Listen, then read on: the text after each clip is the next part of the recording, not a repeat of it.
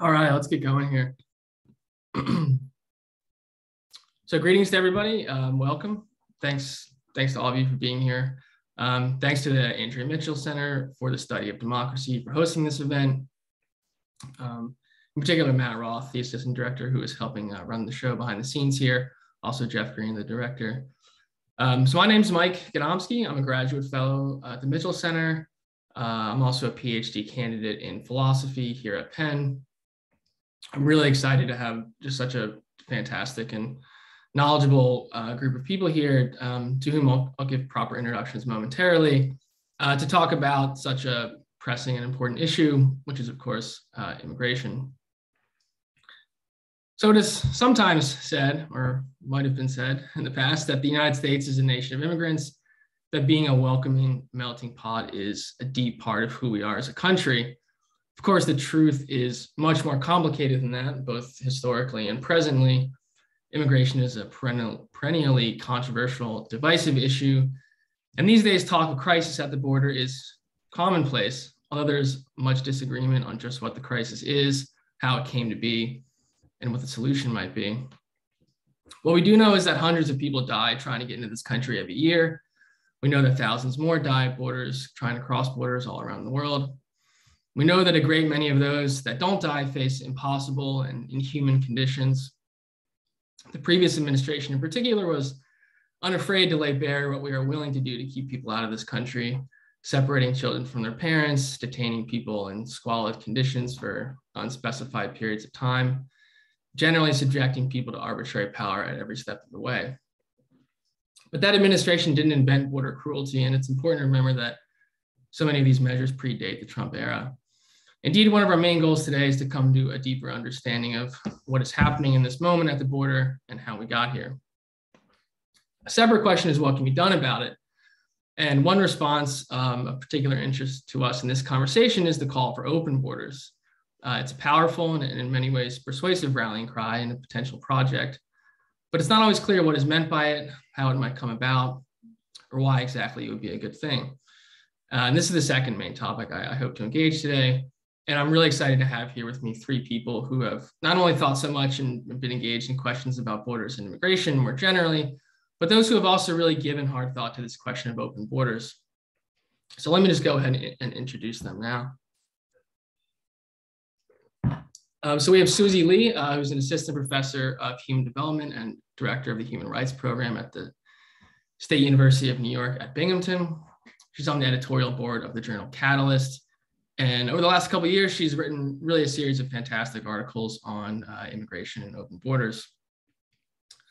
John Washington is here. He's a journalist, author, translator. He's the author of The Dispossessed, a story of asylum at the US-Mexican border and beyond, which came out in 2020 through Verso Books. Really can't recommend that book enough. It's just absolutely fantastic. John's been reporting and writing on immigration and border politics for a while now, in particular for The Intercept and The Nation, in addition to plenty of other outlets. And finally, we have Justin Akers Chacón, who is professor of Chicana and Chicano history at San Diego City College. He is the author of No One is Illegal, Fighting Racism and State Violence on the US-Mexico Border. That's with Mike Davis, as well as Radicals in the Barrio. And most recently, The Border Crossed Us, the case for opening the US-Mexico border, out last year through Haymarket Books. He's also an activist in labor and border politics. He's someone who's been organizing around these issues and fighting these fights for quite a long time. So before we get started and before I shut up and we can actually hear from our panelists, let me just do some quick logistics. So this event will run for 90 minutes until 7:30 p.m. Eastern time. For about the first 45 or so minutes, we'll be hearing exclusively from our panelists. And then during the second half, we'll open it up to Q&A from the audience. And you can submit questions using the Q&A function at the bottom of your screen. We very much encourage you to do so. Cool, so let's go ahead and jump in. So I really want to start by taking stock of where we are right now. So I mentioned before the cruelty of the American border regime that was really on full display in the Trump era.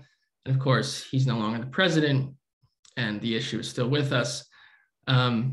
So with Biden having now been in office for a little more than a year, the question I have now is how have or haven't things changed on the ground in terms of border policy and border politics? What's your overall appraisal of where we stand in the present moment? And I'll throw that out to all of you. And whoever wants to answer first can just jump in and answer first. I can go first. I just kind of have an overview, and then maybe we can all just, other people can add to what I've said. In my opinion, I think, unfortunately, not much has changed, or not enough has changed. I think there are two ways in which the Biden administration could have been different from the Trump administration. The first way is simply just to undo the policies of the Trump administration, the things that were sort of most egregious and shocking. But then, of course, the other way in which the Biden administration could have been different, and maybe something that I don't know if we were all hoping for, given the kind of campaign that the Biden campaign was, but it's something that maybe we always hope for, is that it could have gone much further, right, to address what you mentioned, Michael, the longstanding humanitarian crises and the immigration issues that have been created by our border policy, which, as you say, doesn't start with Trump, but goes back for generations and includes laws and policies that Democratic and Republican administrations have been responsible for. I think the Biden campaign certainly made promises of the first kind, right? It was run on a campaign that said we were going to undo the Trump era stuff, but there was often gestures towards something along the second type of transformation, right? So even in the first months of his administration, there was this comprehensive reform package, which, first of all, we'd argue probably was not sufficient, and maybe there was no realistic chance of it passing, but it certainly was, it sent out a message that maybe there was some intention to do something that was more than just undoing the Trump era policies. A year and change into the presidency, I think we can see now that that it's not only not going to deliver on any kind of promise of transformative change, that the administration's not even really been able to fully repeal the policies that were introduced during the Trump era, right? Some things have changed, but not nearly enough. And many of those policies still remain in place, right? So the Remain in Mexico program, the Migrant Protection Protocol, that keeps migrants that keeps migrants in Mexico rather than in the United States when they present at the border, that's a policy that was promised to be undone. It still hasn't been, right? I mean, there were some efforts, but it's been caught up in litigation, and we still have people who are caught up in that program. Refugee caps that were in the first year, the Biden administration didn't raise the refugee limits, even though he had the power to do so. And Trump did in 2017 when he came into power. He changed the numbers that were, so the Obama administration had numbers that were closer to 100,000, and he lowered them immediately. And Biden did not do that. And, this fiscal year, those numbers have changed, but the actual numbers of refugees that are admitted is still historically low. And now we're having discussions about Title 42 and repealing that or undoing that. And, there's been an announcement, but, there's a lot of political pushback on that. And so I don't know that I won't place any bets on it actually being implemented until it is. And I think that pushback tells us something about, I think, what's one of the most significant changes of the Biden administration, or maybe it's not a change, but an impact, which is in not the politics, not the policy, but in the politics, right? That immigration has become a much less central issue in our politics. So that we're not talking about it every day anymore. It's not in the news every day because it's not some horrible thing that Trump has done. It's not, and I think what it also shows us is the extent to which immigration was, and maybe we should have known that to be true, but I think at least when I was living in it, I thought, well, maybe there is this transformation and people are really appalled by what's happening with the Trump administration, and there will be change after, right? But what we see now is that so many of the policies remain, but we don't criticize Biden for them nearly as much, right? And I remember at the, at the end of the Trump administration, people talking about the Overton window maybe having shifted so that certain things are not acceptable anymore or something like that. But it seems like maybe it shifted in another way where those policies that we thought were so horrible under Trump have become normalized, right? So that repealing them now requires additional active politics, which, I wouldn't have, maybe I should have predicted, but I didn't expect quite so much. I'll stop there. I'd be glad to jump in. Thanks for that intro, Suzy, and thanks, Mike, and for the center for having us all. Yeah, I think you laid out some really important changes and consistencies.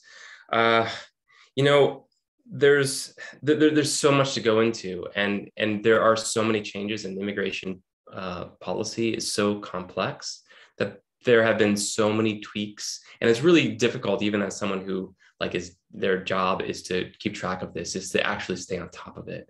But you pointed out to some really important ones. I too think that what this tells us is about both the politics and the institutional inertia that gets developed when any policy is put in place. And we have examples of this throughout history in immigration law. Title 42 you mentioned, that there's zero public health base. I'm probably not telling anyone anything new there. But the fact that it wasn't repealed on day one, I think, is surprising and really does exemplify that institutional momentum or consistency. And to put, a lot of people have said that, but I think that a couple numbers help elucidate how absurd that policy is. So before the pandemic, there were on average a little bit under 200 million people who cross the border, the US-Mexico border every year. 200 million people, that's just all crossings going one way or the other. And the only people who were targeted to not be allowed to cross were basically asylum seekers. Since I was mentioning before the panel started that I recently moved to Arizona, and I've been traveling in El Paso, Juarez, Texas area, New Mexico, and just south of me here in Nogales. And I've crossed through many times, and nobody asked me for any sort of vaccination status. No one does any health check, nothing. I could be carrying over, whatever possible contagion. And yet, so I think it's so clear that it is intended specifically to address asylum seekers. And it is addressing asylum seekers because those are the people that it can't control by other legislative means. Because asylum seekers, and it's written to US law, and this has been a consistent law, though it hasn't been practiced, that if they arrive to the United States, no matter how they arrived, they have the legal right to ask for asylum. And we've figured out some carve-outs, Title 42, MPP, as you mentioned, to disallow them from asking for asylum. And the conversation right now about rescinding Title 42, I also am not going to place a bet on whether it actually is repealed on May 23. Everyone's talking about, even many Democrats are talking about, well, what guardrails do we have in place? What do we mean guardrails? Guardrails to stop people from being able to access asylum? And I think that is a case in which sort of that Overton window has been shifted. And now the status quo is this immediate expulsion. And this is an example of, I think it's Agamben who talks about the state of exception becoming the status quo. And I mentioned that there's been a number of instances in history where we've seen this in immigration history. The 1921 Emergency Quota Act became the 1924 immigration law, which set the quotas, the notorious quotas, country-based, race-based, really, quotas that were in place until 1965. So, once something takes effect, it's really hard to undo it. I think there have been, however, I am not one to hold back my criticisms of any administration. I've been covering this since Obama, not that long, but three administrations now. And man, I was very, very critical and trying to uncover all of the ills and the massive deportations and the ICE arrests and everything that took place under Obama, and it's been consistent under the last two administrations. But what you see here, I think, is we have shifted it in another direction too. Biden came in and did order a deportation moratorium for 100 days. Not enough, in my opinion, but I think that would have been unthinkable during the Obama administration. And I mean, that's not to say like beyond unthinkable during the Trump administration. And I think that is the direct result of very serious organizing that has taken place, and that has really called out these harms, and that has really tried to push immigration law into a more humane arena. And the last thing I'll say, there's so much to talk about, but going back to Title 42 or MPP, I've done some recent reporting on both of those policies, and it's like we are creating, like you mentioned, Suzy, this is why I'm addressing this, like this idea of crisis. This is so much a crisis of our own making. It is going to be chaotic. I really think that. I said I don't want to place any bets or try to prognosticate, but there are tens of thousands of people at least who have been basically setting up shop along the northern Mexico border, or have been pushed back and are staging to try to cross again, or who haven't tried yet but are waiting for the opportunity. And I think that we do not have the capacity, the United States does not have the capacity to process them. And what it's going to be is they're going to do something like an expanded MPP, which is an atrocity. They're going to be detaining a lot more people, maybe going back up to something more along the lines of Trump era numbers. Right now, there's 20-some thousand people, which is a recent low, but I hate to use that term low because 20,000 people are detained right now for nothing other than crossing the border. And I think that, one of the responses very likely will be really ramping up those detention numbers, which, immigration detention is a torturous hellhole, and it's really bad. And, that is our response to sort of repealing a ridiculous and unscientific policy, I think is just a shame on the institutions that be and on everyone who's been really working on it. I'll take some blame. I mean, just because I think we all should. Anyway, so yeah, I'll leave it there. Yeah, thanks for the great introductions there and overviews. And I agree with a lot of what's already been framed, so I won't repeat the excellent points made. But I do want to also take a different track, because maybe I'm a little more cynical.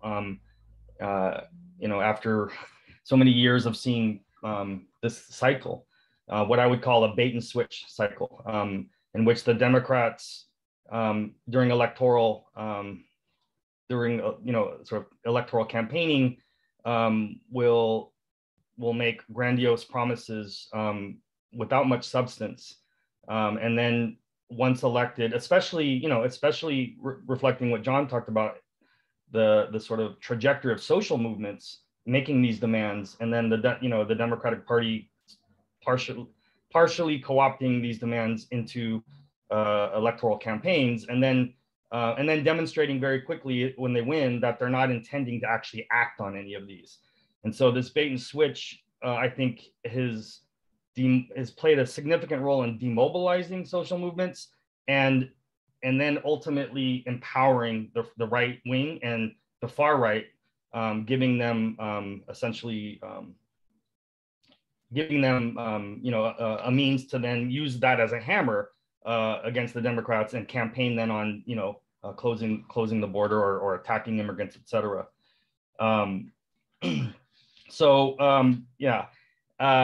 There was significant promises made, as mentioned. There was a legalization that was introduced the first day of the Biden administration, the U.S. Citizenship Act, which sounded great until you drill down into the details and you realize that this is really a very complex way of perpetuating a large undocumented population for decades at a time, and creating a minefield for people to even get citizenship, a minefield in terms of ways of being disqualified.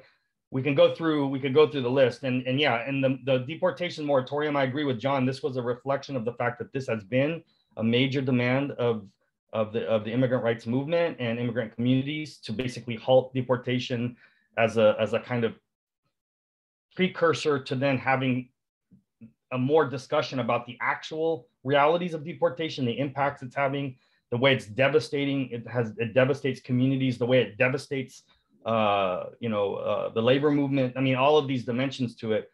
And so when, I think the closest I came to actually feeling optimistic was the idea that if we could get that 100 days, then it could potentially force out a lot of discussion and activate, reactivate the movements, right, to basically be part of this.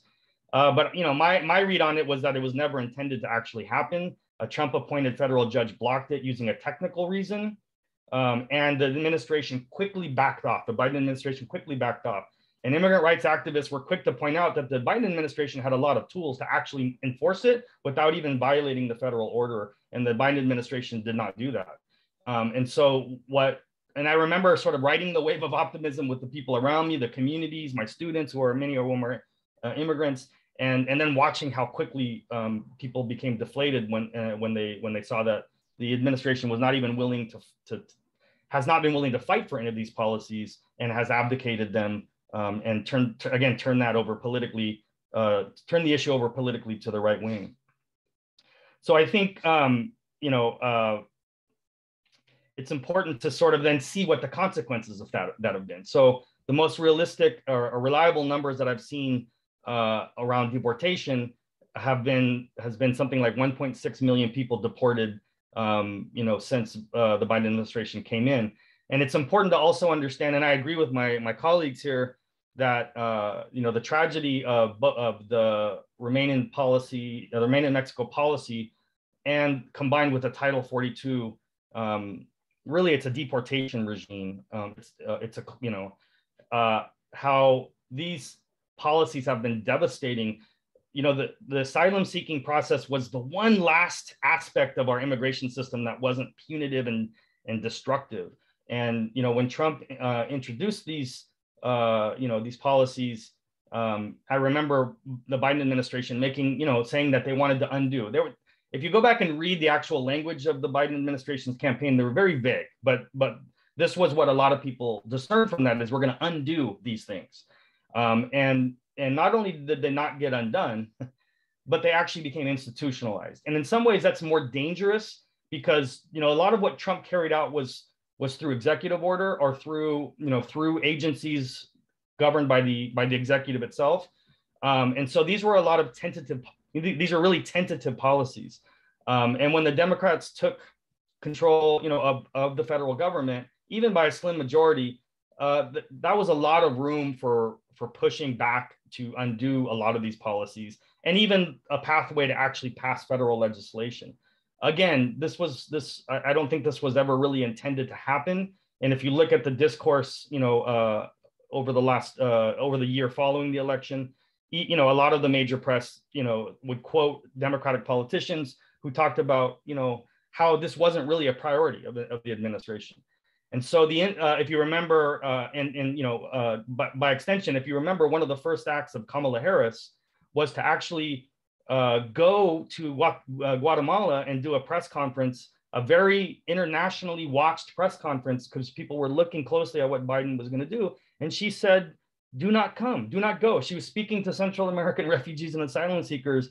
And that was like, again, that just cast a huge pall and darkness over the hopes, that people had that somehow we were going to go in a different direction. So I think these have been really a major setback, and it's hard for me to find anything that represents a kind of way out of this process. And as we head towards the November elections, the 2022 to 2024 electoral cycle, we're going to see things are going to shift dramatically. I mean, the right wing essentially is positioning itself to capitalize on the failures of the Democratic Party, to the demoralized base who won't come out and vote, and ultimately the remobilization, the reactivation of you know, the white nationalists, white supremacist basis of society, but also, you know, people who can be swayed to think that, yeah, maybe it is best that we close the border under these deteriorating economic conditions and whatnot. And I'll just say one more thing about Title 42.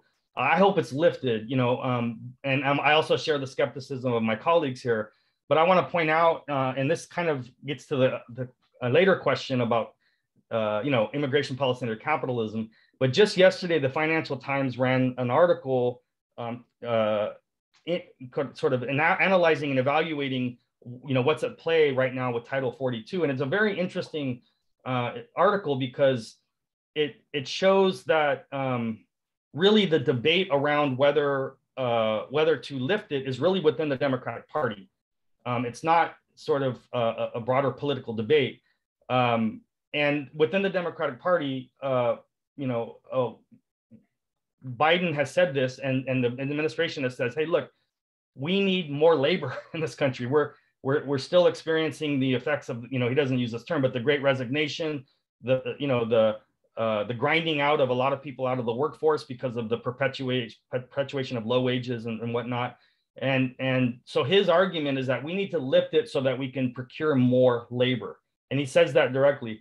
And then other sections of the Democratic Party, reading the writing on the wall as we head into the 2022 elections, are saying, you know, especially in more conservative and more right-wing Democrats, are saying, don't do this. This is going to be bad for us. This is going to be bad for the Democratic Party. That's going to shift to the right along with the Republicans on this issue and basically try to present a lighter, softer version of anti-immigration, you know, to try to pull away some wins in November. So I really think it's been a catastrophe, you know, on so many levels.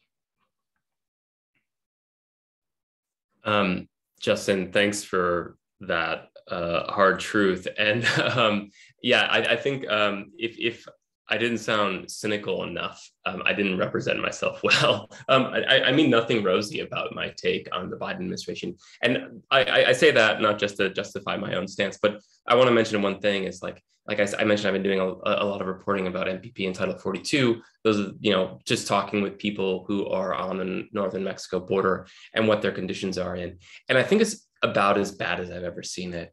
You know, I recently wrote a story for The Intercept about the sort of one of the early pilot programs of MPP, which took place in response to a so-called caravan that came up to Piedras Negras in just south of Eagle Pass, Texas. And there, you know, what Customs and Border Protection were willing to do, you know, they mobilized a multi-agency, including the Department of Defense, including the National Guard, including local law enforcement, and then also worked with a number of agencies in Mexico with egregious human rights abuses.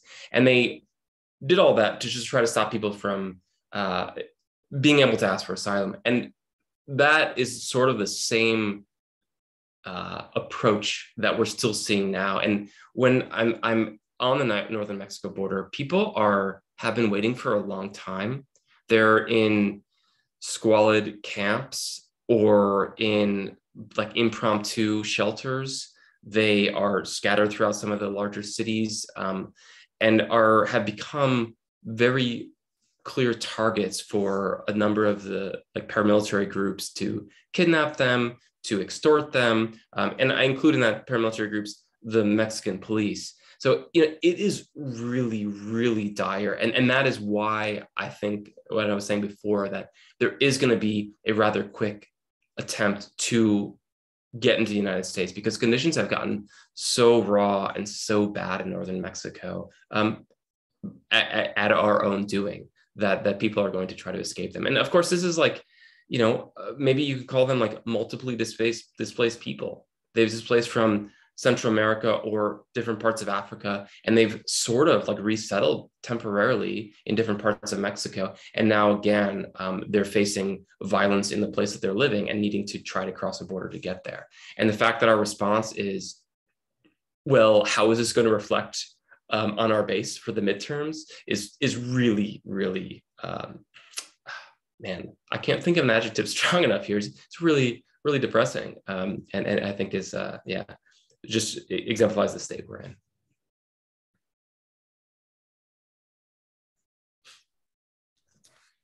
Yeah, thanks. That was really, thanks for all those answers. There's a lot in there I want to come back to for sure. Definitely the relationship between this conversation and borders and immigration and capitalism for sure. And John used the phrase, the crisis of our own making, that I definitely want to come back to. But let me just get this question out on the table, just since I promised that I would. Having set the stage of what's going on the ground in the current moment and thinking about particular policies and the fights over them, all three of you have talked or thought about in different ways this idea of open borders. I'm in a philosophy department. We talk about open borders in a particular way, using moral arguments. It's often very abstract.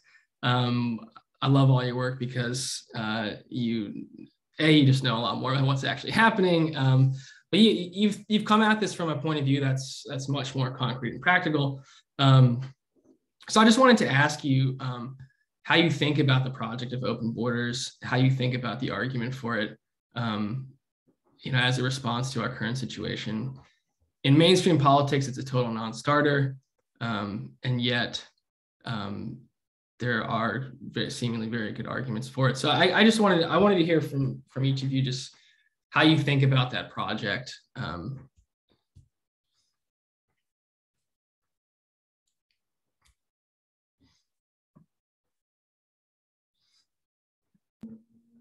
I think we're being super polite. I went first, so someone else can go first, but I'm also happy to go first if no one else wants to. Go for it, Suzy. All right, I'll go. All right, so I think, first of all, Michael, I'd say that, of course, as someone who is a proponent for the open borders, that the fundamental impetus for it is often and is correctly a moral one, right? I think that so there's nothing wrong with thinking about it morally, but I have spent some time thinking about it strategically, because clearly so far the moral argument hasn't been able to win, right? So trying to figure out why that's not just why that's the case, but how can we frame it differently, right? Because it's the moral argument is, while everyone that I know agrees that maybe, this is morally correct, even people who consider themselves to be on the left, even the socialist left, have thought about closing borders and have thought about this as a realistic policy because of sort of the political and the strategic, questions, right? And so I think that it's really important to think about what open borders means sort of in a political sense and a material sense if we're serious about trying to make it happen. So, in my view, I think that the best case for open borders is the labor case for open borders, or it's one that allies with the labor movement, and it has to be made by the labor movement, I would argue. Me as an academic can make it all the time, but it's not going to actually have any sort of political traction. It's not going to become mainstream just because I continue to write about it, right? It has to be something that is a labor movement. It's got to be an issue that the labor movement believes in and moves for. And so I think there's the one reason I have for that is, I guess first I need to lay out the theoretical framework or how I think about open borders or migration, is that, the definition of open borders that I think that I work with it has two components. One is about the free flow of migration, but it also is combined with the idea that the migrants can enter it, but they also have access to full rights, right? So that it would not be considered an open borders regime if we were to say, the Koch brothers might support an open borders regime, but that would be one in which everyone enters as guest workers or indentured servants. And the border is open, but people who enter don't have equal rights. And so that wouldn't be, I don't think, what the left would, it's not, I don't think that's certainly what immigrants' rights movements, when they're saying open borders, that's what they're calling for. And I don't think that, that's what anybody sort of who is morally supporting open borders, that's not the definition. So free flow plus full rights, that's how we should think about it. And we think about it in that way. Capital has an interest in free flow access to labor as much as possible, but absolutely the opposite. Its position is in the opposite direction when it comes to full rights. And I would say immigrants' rights groups have supported both things, free flow and full rights.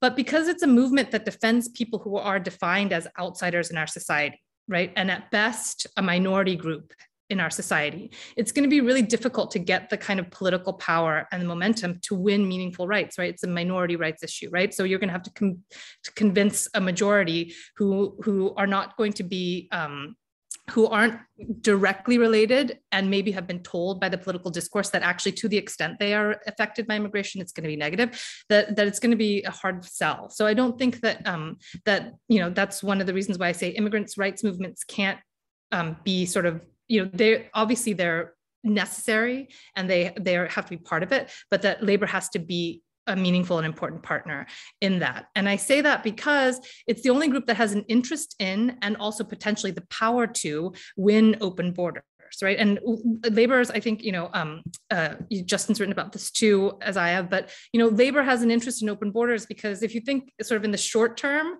and, people say, well, immigrants come in and wages go down and people lose jobs, that sort of thing, right? But in the long term, when you think about, if you have a population in the country that has no rights, right, that sort of makes all workers more vulnerable. And in that sense, and not just that, but if you have a regime of borders where capital can go wherever it wants and find much cheaper labor because people are not free to move around, then again, labor is at a disadvantage. So if labor is going to ever be in a position, if labor is going to be strong, it needs to have a regime where the border is a non-issue, right? Where it's got to be an internationalist one, and the labor movement has to be international. I really think that's important. So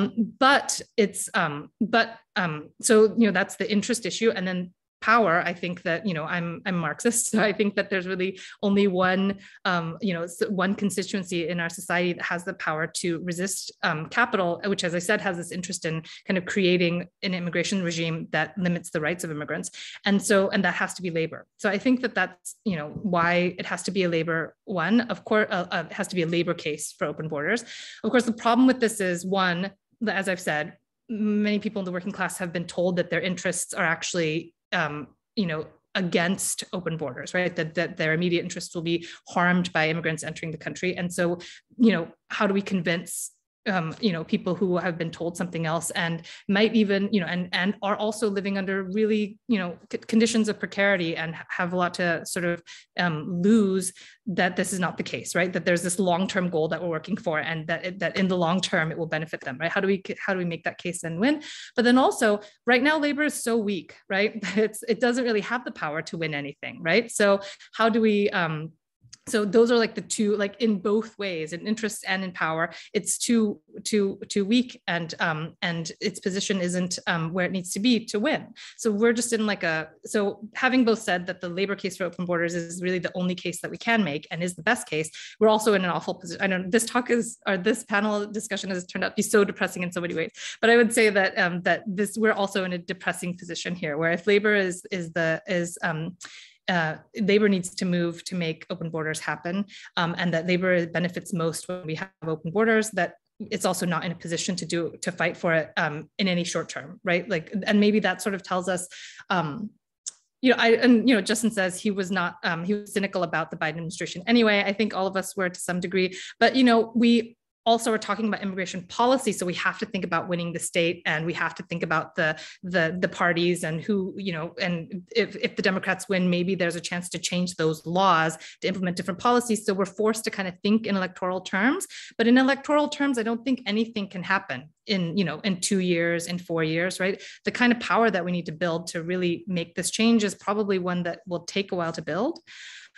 So I think it's sort of a depressing thing. On the other hand, I will say it's small, but looking at things like the Amazon labor union organizing and the role of immigrants in that movement, what Justin's written about with the maquiladoras in Mexico, it's happening, it's there, right? Maybe nascent and small, and we just have to pray and hope that it builds and that we can kind of support it and make it happen, and give it. I'll just stop there. Should we go in order again? I'll try to bring some cheer to the conversation. Just kidding. No cheer here. None at all. Yeah, it's just it's daunting to go between SUZY and Justin, but y'all have just been thinking about this in such sophisticated ways, and so I really appreciate y'all's work. I just finished a book on open borders. Like I just turned it in a couple of months ago. I'm waiting on edits, and what I did was I tried to look at the economic and labor, the ethical, the environmental, and the historical sort of takes on open borders. And I'm not a practitioner of any of those things. Like I'm not an economist or an ethicist or any of that. So it was like a big lift for me to try to wrap my head around. And I'm still trying to kind of figure out how I need to prepare soon to be able to articulate all these stances I'm taking. But as I figured that out, I thought I'd offer like a slightly different approach, because I think it was you, SUZY, you said, but one of us mentioned in this panel about, like, we know the harms. We know what happens to people when they cross borders, cross militarized borders. It's something that I spent much of my career reporting on and like elucidating and detailing how terrible it is to like what the terrible effects are on these people. And we know it, we might not know the particulars of it, but we know that it happens and we still do it. So that's not work. Like really find this like beautiful or beautifully constructed, empathetic take on someone who's crushed by the border. But how many of those do we already have? And like, what is that going to do? So one of my approaches sort of was, and this is actually a very small part of my book, was to talk a little bit about my own coming towards open borders. And I think that this is helpful. And I think that it can be easily extrapolated beyond me, because I don't want to talk about just like, oh, how the border affects me. But I think it is sort of like a case study and is telling about how, as a society, we have normalized and sort of internalized borders. So a bit of a story here. I won't drag this out for too long, but, before I really got into this work, this was in the mid 2000s. I was doing, I don't know what, just out of college and like trying to figure out my life. And I moved to Southern California, and I started becoming a little bit aware of the situation. Just, I was, politically unawakened or something at that point, or just like working on that. And I went out camping in the Anza-Borrego Desert, which is due east of San Diego. And I was driving out there with a friend and came across a border crosser, someone who had recently crossed the border, probably late teens, maybe as old as 20. And we were like in the middle of nowhere. He flagged us down and was asking for help. And that, in that moment, I was faced with a decision. And this is what, there's like an academic term of art for this. It's like a human rights encounter, which I think is a little lacking, but I think it does sort of just define it in a way that's important. So my options were he was asking for a ride to the next town. I could have told him to jump in, drive him to the next town, or I could have just sped away. What I did, to my shame, is I gave him some oranges and some water and said, look, there's a lot of border patrol in the area. It'd be a problem if we got caught. Good luck. And I drove away, and I was like, got to camp, like I was pretty close, started unpacking, and like was thinking about it. I was like, what the hell had I just done? I just left someone on the side of the road who desperately needed help. So I like drove back out and like tried to find the person again. Couldn't find him, never did. I mean, of course. And, I've had since many encounters like that, living and being an activist in Southern Arizona, or just reporting in different ways along the US-Mexico border. That's come up a lot. And, one of the things that I think really struck me in that moment was how incredibly ignorant I was. So, I mean, of course, I was ignorant at the time. Like I mentioned, I was like politically ignorant in many ways. I didn't know where he was from. I didn't ask. I didn't know the situation that was driving him to flee. But I think I was like, somehow the wall or like the border had been lodged so deeply in my head that I was ignorant of just the basic immediate reality of him, that he was a hungry, thirsty person facing possible death. And I let him go, and I didn't help him. I didn't help him enough. There's a German word for this. It comes from, the experience with the Berlin Wall. It's Mauerkrankheit. It's the wall in the head. And I think I realized at some point soon after that I really don't want something in my head that so fundamentally changes the way I interact with other human beings. And I looking back on it, was terrified that I had been so co-opted by bordering logic. And I think I've worked over the years, over the decade plus since then, to try to fill in some of those holes of ignorance I was talking about and try to get that out of my head. And I think that as a society, that is where we're at. I've heard a number of people who are undocumented or even just have green cards, which is a slightly more precarious legal situation, tell me almost identical stories. I don't want to go pick up my cousin because what if I get caught? And even if they have protection, and even if that cousin, is not undocumented, they're scared of coming towards the border. And the border has gotten so deeply inside of us. And I think, I don't know, I feel like, to me, that's been a really helpful realization and something to work through, to understand how profound the border is and how it inflicts and affects so much of who we are. I claim that individually, but I think I'd like to also claim that as a society. So, a little bit more abstract, I think, than like a labor or ethical or environmental argument or something, but to me, it's an important approach to take. So yeah, I'll leave it there. Yeah, thanks for sharing that, John. I look forward to reading your book and exploring the concepts that you're describing here, which I think are very important. And thank you, Suzy. I agree with the thesis, and this has also been the extent of my writing and organizing, which is to see labor, the working class as the motor for opening the borders. Although I think I would have a little bit of a different sort of trajectory in terms of explaining how I think that would happen. And I think class struggle is what would take the opening of the border. And I think we're already seeing the foundations of a new era of cross-border internationalist, transnational class struggle taking shape, but not yet developed into a kind of period of where like the industrial workers of the world, like between 1910 and 1916, started to develop and lead some of the most important and militant strikes, or the CIO after 1937, to 1950 began to engage in much more political class struggle, incorporating radical political demands alongside struggle at the point of production, both of which were crushed by the U.S. state, both of which movements were and I don't want to go down that road, but to try to be a little bit more optimistic, I guess, since we're all coming to terms with the difficult moment we're in.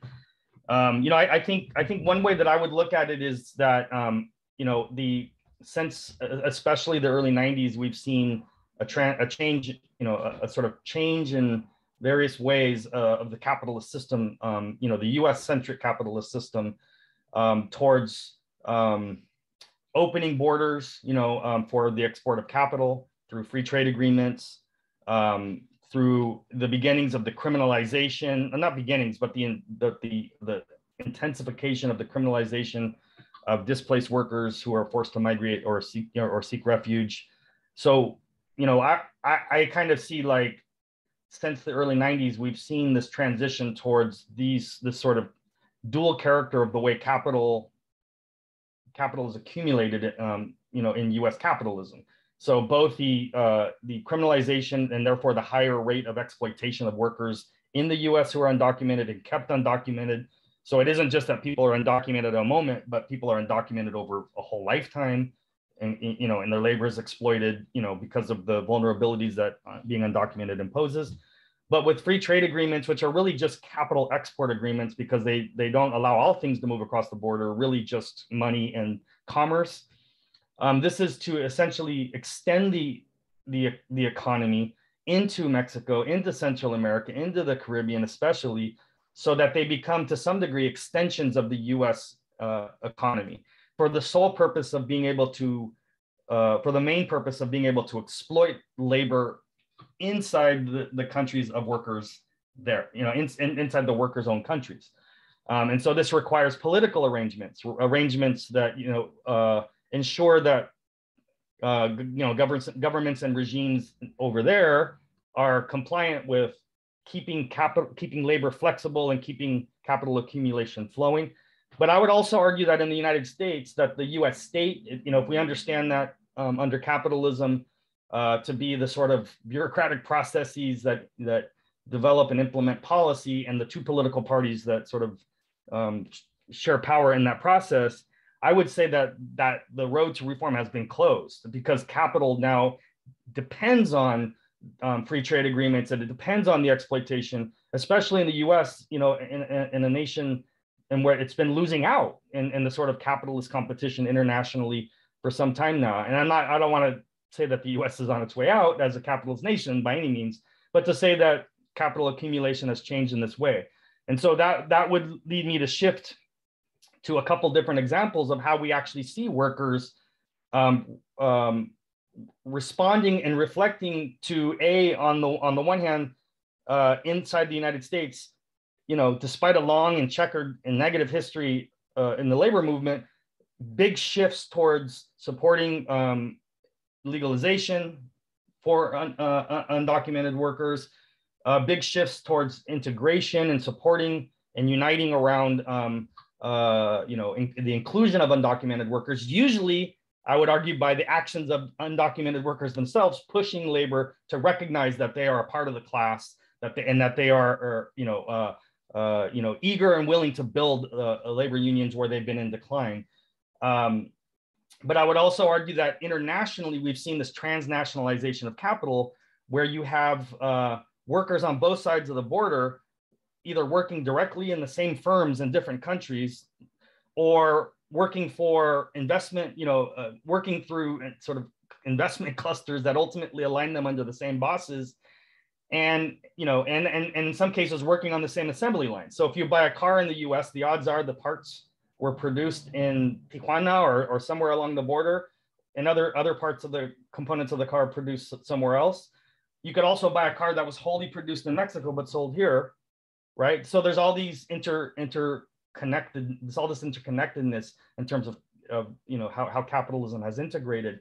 And so we hear a lot about supply chain disruption under the pandemic, and now under what's happening, the events happening, the war and the invasion in Ukraine, and the multiplier effects of that. Well, the supply chain, the breaking down of this of production across borders is really capital finding ways to lower wages, increase the rate of exploitation by moving production into different places where they can get away with it and they can make more profit. And Mexico is the ultimate example of this. Mexico has more free trade agreements, more open agreements that allow for the investment of international capital than not only the U.S. and China, which are the number 2 and 3, but more than the U.S. and China combined.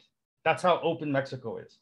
And it's no correlation that level of exploitation has produced significant outmigration. But we've seen, for instance, the alignment of workers across borders and the recognition of this, in the automotive industry. Like Suzy mentioned, I've been documenting the struggles in these mainly U.S. foreign-owned, but also other countries invest in them. These assembly and production plants that basically are set up just to move inputs into Mexico, pay workers low wage, and move them out for the most part and sell them, in other economies. And how these maquiladora workers, many of them are placed in the automotive supply chain. And so when they went on strike in 2019, it disrupted the ability to make cars in the United States and Canada.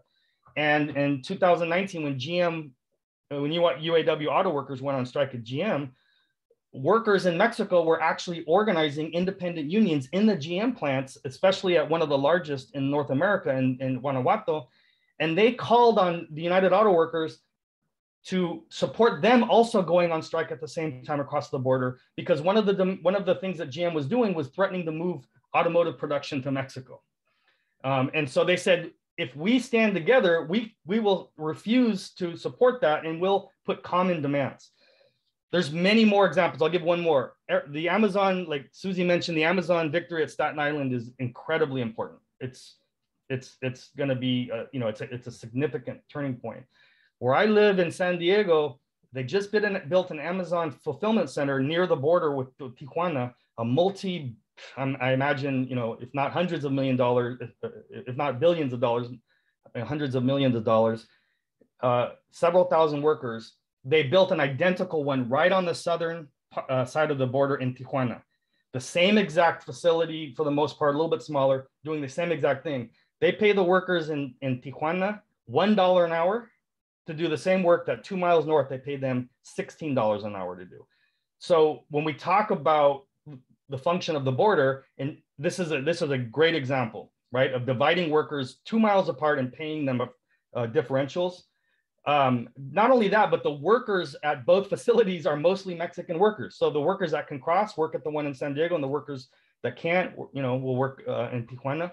And there has been organizing efforts there. And their perspective is we can't organize one without the other, right? Because they can easily play one group off the other. They can move production, shut down, So the workers that I've been in contact with are aware of this and understand this.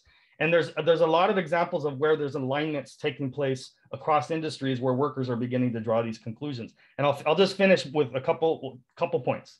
One is part of the reason why I think reform is dead is because in 1986, there was a negotiation reflecting the social movements and the desires of capital at that time to create an amnesty, to support an amnesty, the legalization of 3 million workers between 1986 and 1992. The organized labor in this country, most of it played a big role in supporting the process of leading the workers through the legal hurdles and then basically recruiting them into the unions, understanding that these workers were already, in many cases, organizing themselves or acting like unions through collective bargaining struggle. Well, when those millions of workers became legalized, this was the last time in this country that there was a surge in the rate of unionization. Only in those industries that organized and incorporated the now legalized workers into their ranks. Everywhere else, it's gone down. So by the early 2000s, and I write about this, I document it in my book. There's discussions happening within the Republican Party, within the financial press, that's basically saying we can't afford to do that again, because not only did workers get legalized and join unions, but there's studies coming out of numerous universities at the time that focus on labor that showed how all wages started to rise. Because if you raise the threshold of the lowest worker, then it eventually has an effect there to push wages up. And then so there was basically starting with George Bush, who at first flirted with the idea of another amnesty, but then we see a sea change, shortly thereafter of no more amnesty, and the end of basically that trajectory. So I don't think reform is going to come through not necessarily through an electoral or state-based strategy. I think class struggle can force the state to actually have to begin to negotiate like it did in earlier phases of history. But I think most recently we've seen the development of class struggle in the sending nations that has had a very significant impact. There were general strikes in Honduras against the effects of neoliberal capitalism and free trade that contributed to the organization of the movements that just kicked out the far right government of Juan Orlando Hernandez. And we saw the same thing in Haiti before the assassination of the president. We saw momentum developing in the general strikes against the economic policies foisted upon them through another type of free trade agreement called the Caribbean Basin Initiative. We've seen workers in Mexico actually kicking out these old corrupt unions that basically suppress labor struggle. We now see the first independent union spreading through auto production facilities and in the maquiladoras. There's two national union movements, and they're very class struggle oriented, and they're very aware that their future is tied to the future of labor in this country. I mean, you know, to the working class in this country. And the immigrants who became legalized through the amnesty in 1986, that generation, which unfortunately has not been reproduced yet through another amnesty, that generation has played a significant role in shifting, in many ways, shifting the attitudes within organized labor to begin to understand the need to collaborate. So the recent victory at the GM plant in Silao, Guanajuato, that kicked out the old fake union and brought in this new independent union was actively supported by the United Auto Workers. So these kinds of things show me that we can begin to build the capacity. We could begin to fight for union contracts that have unified demands for equal pay for equal pay clauses. We could have actual international unions. And ultimately, we can build the working class capacity that can confront and challenge and understand that we actually have to struggle against capital as a class in order to begin to break down all these different aspects that actually define what closed borders mean. It's really dividing and weakening a working class on both sides of the border so that capital can extract more profit.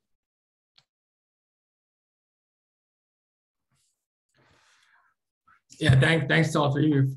Just so many important points in all of that.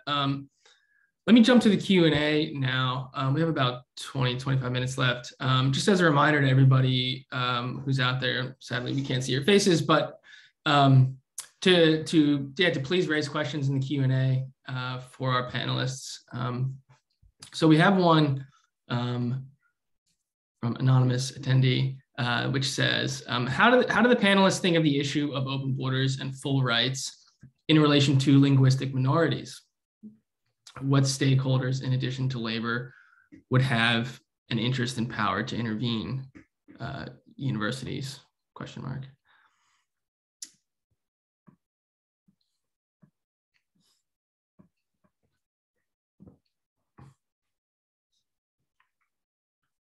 Can you guys see this question, by the way? Okay. I'm not sure I exactly understand the question, but so sorry about that if someone else does, but there is one like sort of a cap that I'd like to put on the what Justin and Suzy shared is an approach to open borders, and there might be some relation or some way we can draw this towards linguistic minorities is, you know, I think one really important framing for me in understanding open borders is that it's not just about borders.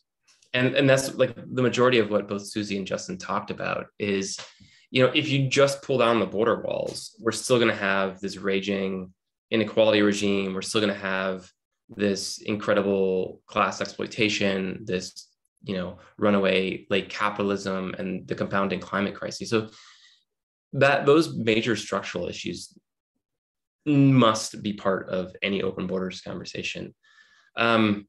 And, you know, and then there's a lot of smaller questions too. And maybe one of those is, I don't know, better linguistic rights or something.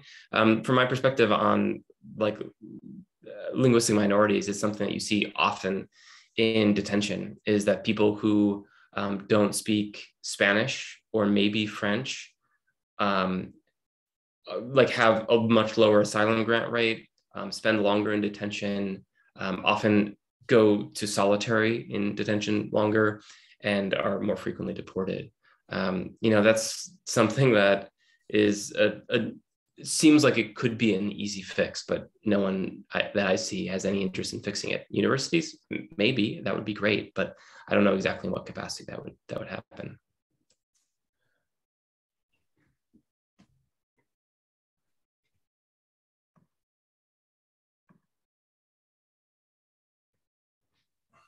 Yeah, I wonder if I don't want to speak for the one of the things I don't love exactly about this format is I can't ask the person themselves to explain the question better. But one thing that comes up in the philosophical literature on this more, which just a side note on what's kind of interesting about that, especially in like kind of analytic philosophy, is that immigration is just often not talked about as a class issue, which is, I think, a huge, just obviously like a kind of gaping hole in that literature. And this is not totally true across the board, of course. I'm sort of speaking in generalities, but it's often talked about as more of an identity issue, or like, for example, like one of the common arguments for the right to restrict movement, at least a very qualified right, might be for self-determined reasons of self-determination.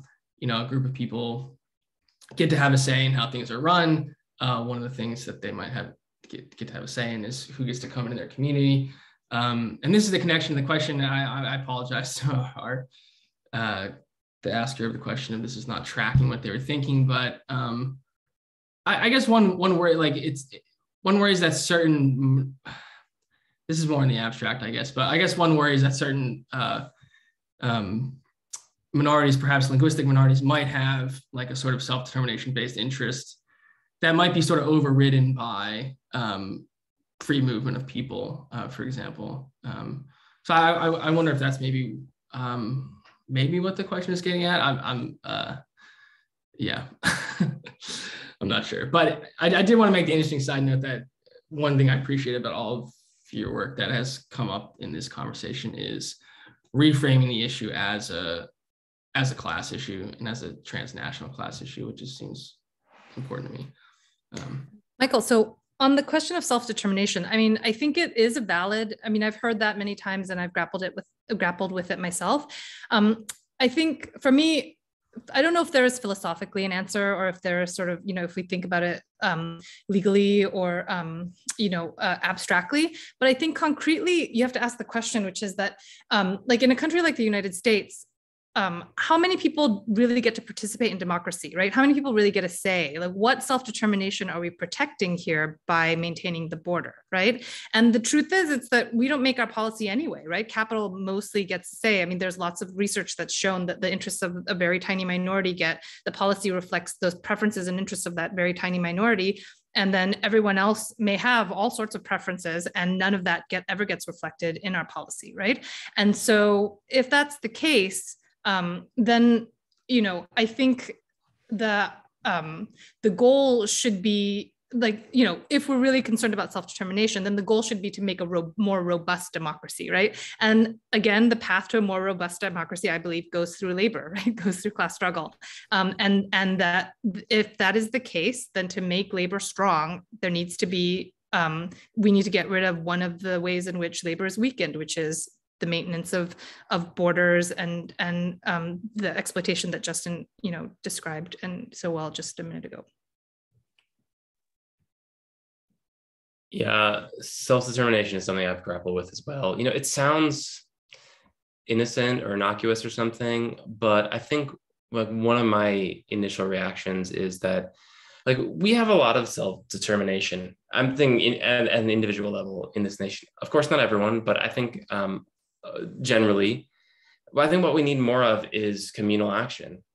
And if you look at the history of national self-determination, what it is inherently is the development, the construction, and then the suppression of a minority.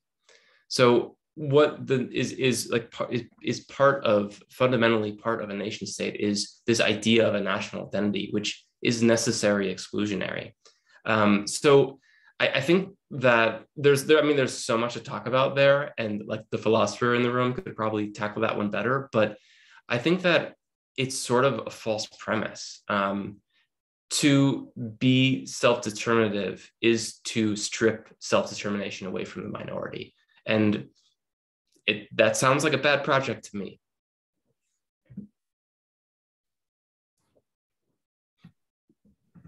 Yeah, I'll just, interesting points. I guess, there's a couple ways to look at it. I would start by agreeing with Suzy that I also think that there are examples in history. If we're looking at linguistic rights or as a component of struggle for self-determination, there's a lot of history in the Mexican community and the Chicano community in and other language groups historically around question of language rights. But some that stick out to me in terms of how this has played out historically, and I write about it in the book Radicals in the Barrio, is the way in which, in this case, the participants of Mexican-born and U.S.-born Mexican descendant peoples, the way that they took their demands into labor organizing, or they took their issues and were incorporated into the way organized labor, especially after the 1930s with the rise of the CIO, which was in many ways led by communists and socialists, from the ground up before it was the subject of Cold War McCarthyism, and the smashing of many of these unions created in that time period. But there's examples where people, especially members of the Communist Party, like Emetena Yuca, who was a labor organizer in San Antonio, Texas, who helped build a CIO union and a hostile anti-union and racist Jim Crow, environment in the late 1930s. She documented that part of the oppression of the working class is racial and national, and therefore, capitalism actually uses and exploits racial and linguistic differences to prevent the unionization of workers, to prevent the organization of workers. And in California, we see this historically through agricultural labor, where capitalist growers would purposefully put different ethnic groups speaking different languages together in similar work camps to prevent unionization, et cetera. Anyway, so there are examples where people like Emetena Yuca then played a role in and Luisa Moreno, who actually became the head of the California CIO, for instance, and a national figure within the CIO, basically recognized that we have to call for language-based demands in our union negotiations. And so some of the first union contracts in agriculture, in the packing plants and the pecan sheds of San Antonio, and later up the California coast, the union contracts actually said all printed material have to be in Spanish and English.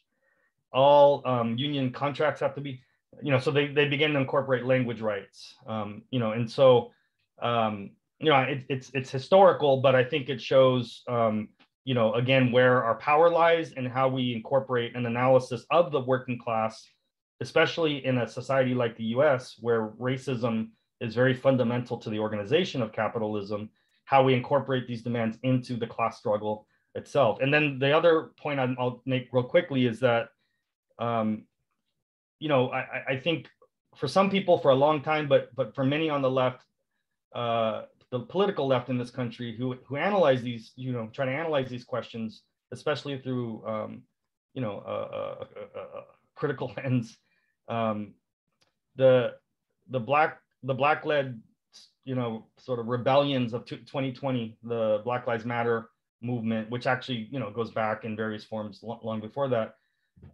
raised the question of how fundamental racism and cultural suppression and the attendant, violence of policing and incarceration and all of these things in our society, how essential they are to the actual society itself.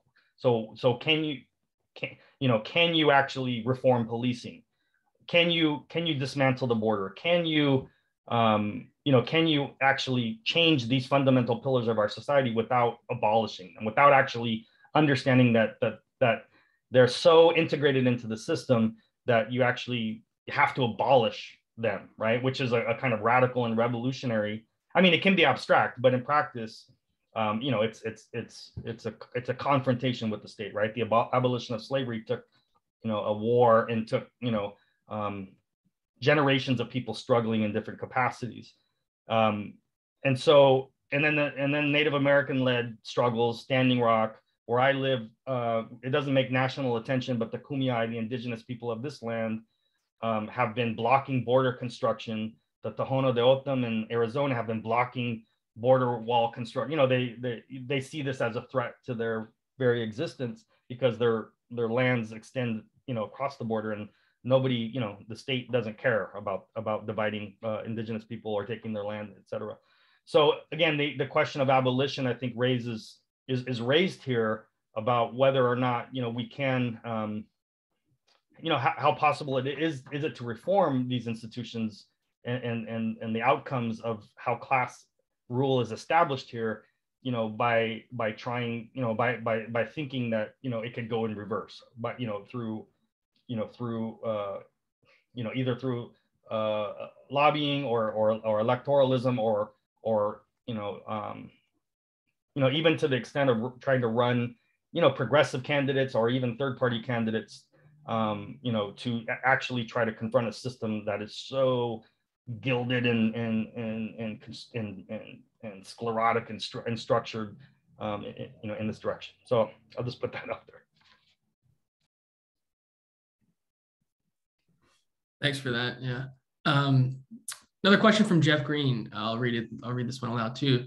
The fact that capital can cross borders much more easily than labor seems problematic, as the speakers are saying, but what about the reform of, rather than having mobility for both capital and labor? There could be a return to capital controls similar to 1960s and prior, so that both capital and labor are more similarly restricted. Is this less practicable than the mobility option, or less ideal? I'll go real quickly. I think it is as impracticable as the mobility option. I think that you have, because capital isn't going to want to have its freedom to move restricted. And so I think you would need to have an opposing force, whether that's labor or someone else, that would be would have to be quite strong to be able to impose capital controls. That would be one. But two, its effect, I don't know.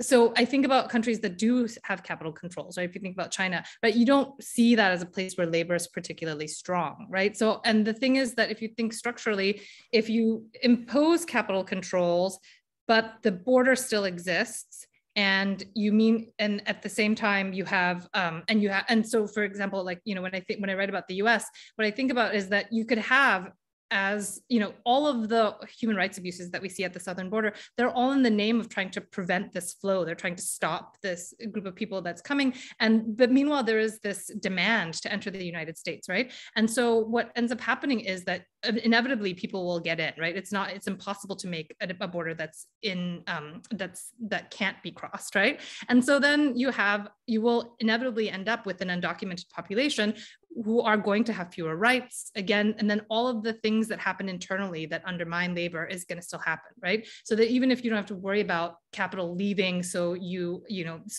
have to worry about the wage differential from somewhere else and that sort of issue, you don't have to worry about outsourcing and the loss of work that way. Labor is still going to get disempowered because people are still going to be coming in, and they're just going to be coming under a regime where their rights they're not going to have any rights. I think it's imperative that that whatever system we have, whoever enters gets rights, right? That's necessary for labor to have any sort of strength.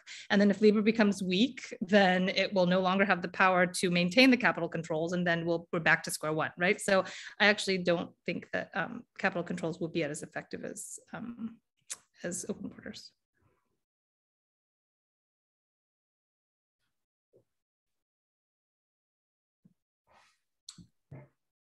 Great. So Matthew Roth asks, is there any value in the immigration policy compromises, the so-called grand bargains that have been attempted in the last few decades, or are they designed to fail? Another really interesting question. I could jump on that one really quick. I mean, are they designed to fail? Maybe, I don't know. They have failed though. I mean, comprehensive immigration reform has been this bugaboo for well over a decade at this point, and it's not happening. And there are and increasingly in each iteration of a proposal for comprehensive immigration reform, it gets more and more draconian. So I think that, you know, it's probably not the way to go, but, you know, if that's the only option and there are some paths to legalization or some paths to more open borders, you know, we deal with what we have, and I can imagine, you know, some immigration reform that actually passes that could put us in a less awful situation than we're in now. But I don't hang my hopes on comprehensive immigration reform by any regard. Yeah, I'll just say, you know, on the previous question, I really agree with Suzy that, you know, this is a balance. It's a question of balance of class forces that determines whether things move, you know, and the level of class struggle. Class war is always happening. The ruling class rules through war, but it's normalized into everyday life, right? So when we fight back, you know, the working class, the oppressed populations, then it becomes, you know, class war.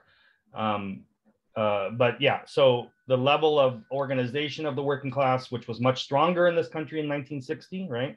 So if you look where the social democratic type reforms have gone the furthest, then we have to look at the class composition. We have to look at the balance of class forces. We have to look at, you know, how working class struggle, the trajectory of that. And we had the greatest episodes of class struggle in this country, you know, from the the early 1930s to 1945. And so that pushed the class, you know, the character of that changed the sort of way government worked. And since then, we've seen the demise of the labor movement and the reassertion of a kind of almost total control by the capitalist class over labor. As a demand, I think it would be great. Yeah, let's stop capital from being capital. Let's stop capitalists from being capitalist. You know, let's weaken their ability to do that. But I don't think it's going to happen under a capitalist state, especially one that has been so much colonized by the capitalist class itself. So we literally have our bosses now for the most part, in positions of power. The differentiation between the political class as a kind of intermediary class and the political class as the actual representatives of the capitalist class, I think that's narrowed tremendously. And so, yeah, but I would like to see it happen, but I think it's going to take a lot. But I do want to just emphasize that I think that this is the regime that we're in. So from a logical standpoint, you might say, well, this has been happening for 2 decades. Why can't they reform immigration? And my argument is that they have. This is what is ideal for the accumulation of capital. And so the debates aren't about really any substantive reorganization of this system in the favor of more humane or less humane. I mean, they are. And I agree with John that there is difference. But it's not about changing the regime. It's about how to navigate the perpetuation of the regime in reflection to the balance of class forces. And so if things stay constant, we're not going to see the Democrats actually even bringing out any more demands anytime soon, because there's no movement to put pressure on them. I did also want to add on the question of let me look at my notes here. Oh yeah, on why I mean, I think I've partially tried to answer it. Why immigration reform hasn't worked, I agree that it's not just smoke and mirrors. I actually think Biden's was pretty much smoke and mirrors. But I think if you go back to Obama, and if you go back to the Democratic Party, especially during when they regained control of the House in 2006, and then when they gained an absolute majority in 2008. People don't remember this, but the Democrats had a super majority in 2008 after promising to reform immigration in a humane way. They didn't need one single Republican vote to pass any kind of sweeping legislation, and they didn't. So you have to ask the question, why didn't they do that when all they had to do was just, get them do it themselves? And this is my argument: is that capitalism can't afford to restructure one of the ways that it operates, especially become increasingly how it's become more operational. So if you see the church, even the reforms that predated that and the reforms since, they're not amnesties, they're not legalizations. They contain multiple layers of punitive measures. They call it grand bargains or comprehensive immigration. They call it comprehensive because they've incorporated the rights language that any immigration reform has to also double or triple the amount of funding for immigration repression.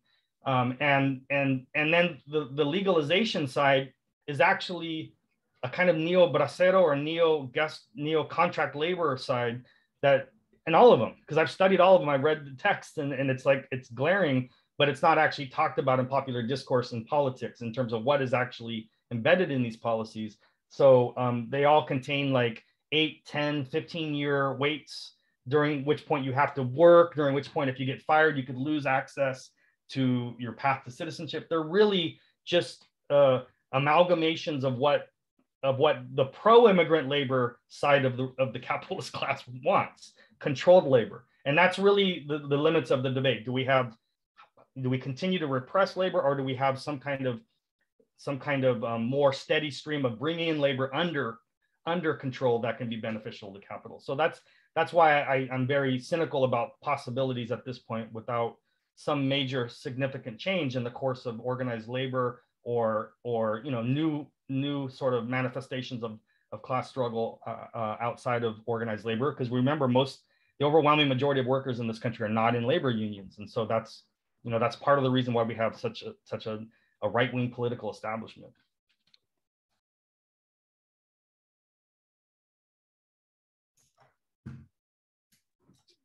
Thanks so much.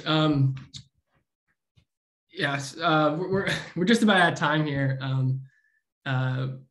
We do have a question in the chat, but I think it's you've spoken to it here. So I think in the interest of not keeping you past the time that I said that I would keep you all, we'll wrap up here. I just want to say thank you to all the people who came, especially those who submitted questions. I want to say thanks so much to our panelists, to Suzy, to John, to Justin, to the Andrew Mitchell Center, and Matt Roth for keeping things running here. Yeah, it's been really fun. I learned so much from all of your work, and just sitting here and listening, I've learned so much more. So I really appreciate it. Appreciate your time. And yeah, there's lots of great stuff the Andrew Mitchell Center is doing. You can find it on our website. Yeah, with that, I will send off and say good night to everybody. Thanks again. Thanks, y'all. Thanks. Bye.